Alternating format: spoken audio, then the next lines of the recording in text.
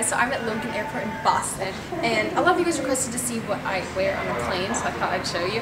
So basically the entire focal point of this outfit is like, I want to be comfortable. And so I'm wearing my Hue leggings, which you guys know I'm obsessed with, and my Minnetonka moccasins that are like actual slippers. But then my favorite part is the shirt, which is from StyleMint, which is this company owned by Mary-Kate and Ashley, and I love it. It's like a jewel mint thing, but for clothes.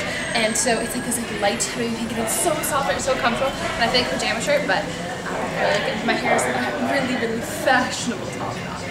And then I'll probably change into shorts. It's really comfy. All right, we gotta go. Okay, bye.